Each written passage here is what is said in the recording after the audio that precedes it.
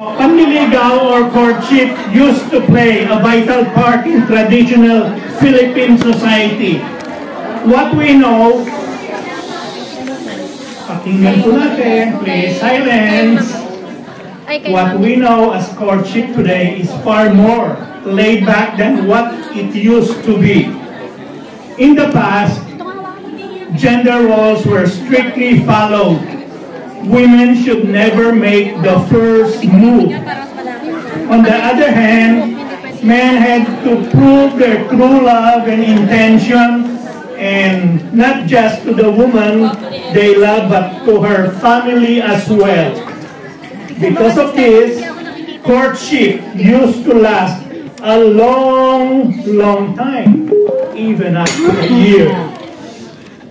Courtship was so important before that every region in the country had its own version, from Region 1 to Region 13.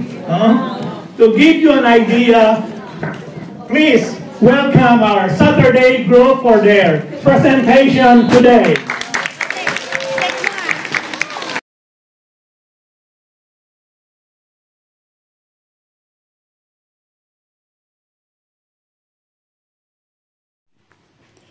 Isang araw ng Sabado sa ganap na 6:30, abala na si Inay Maria.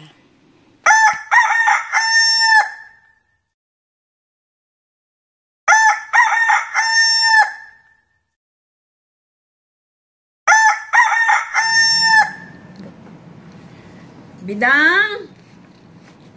Bidang! Bidang!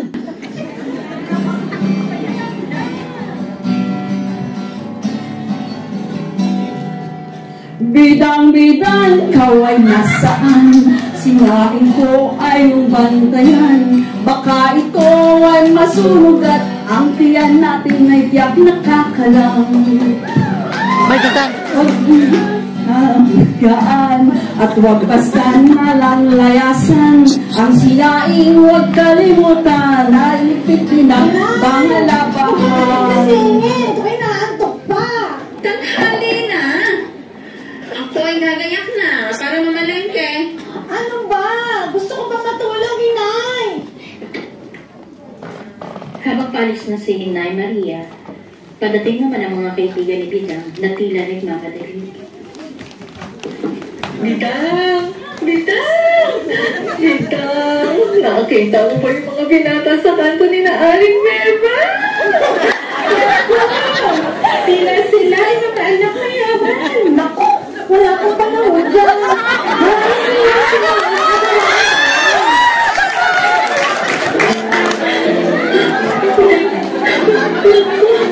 Ayun na sila.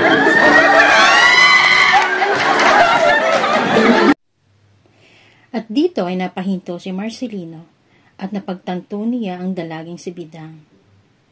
At sila ay nagkatitikan. Nais sana kitang makilala, Binibini. Maaari ba akong dumating ng ligaw sa iyong mamayang gabi?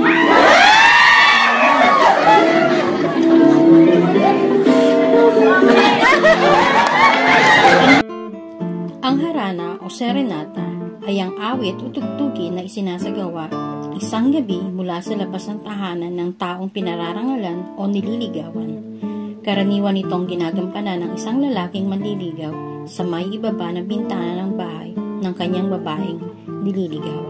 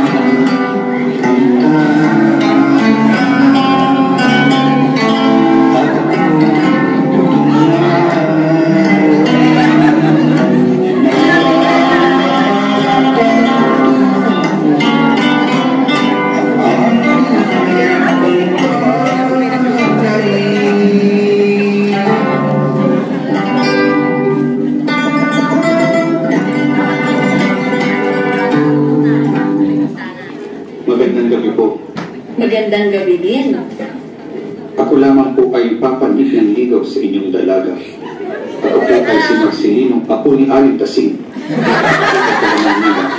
na nagbabakasyon ko dito.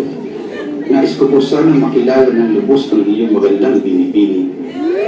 Kung yan ang nais mong Ginoo, maaari ka namang dumalaw.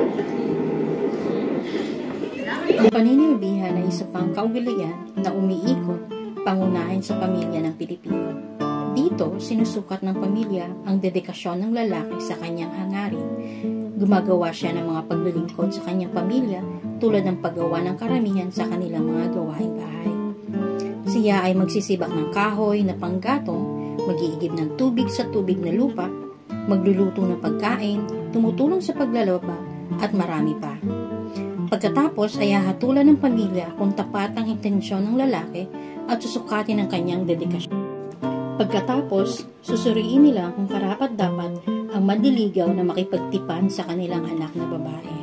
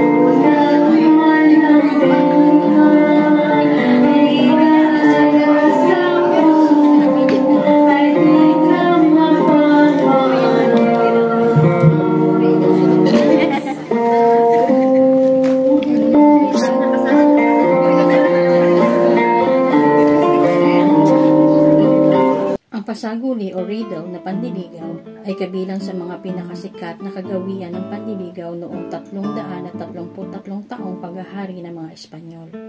Ito ay pinakakilala sa lalawigan ng Palawan. Dito, ipagtatapat ng manliligaw ang kanyang pag-ibig sa anyo ng mga bugtong. Isasagawa niya ang mga bugtong na ito hindi lamang sa harap ng babaeng mahal niya, kundi sa harap din ng kanilang mga magulang. Ang balak ay isang tradisyonal na paraan ng panliligaw ng mga Pilipino na naging popular naman sa iyon ng Visayas. Ito ay ang pagsasanay ng pagbigkas ng tula upang makuha ang puso ng babae. Ang lalaki ay gumugugol ng mahabang panahon sa paglikha ng isang kahanga-hangang peraso ng tula.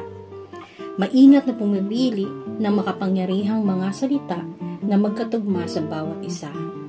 Dapat ilarawan ng bawat salita ang nag-uumapaw niyang pagmamahal sa babaeng balak niyang pakasalan.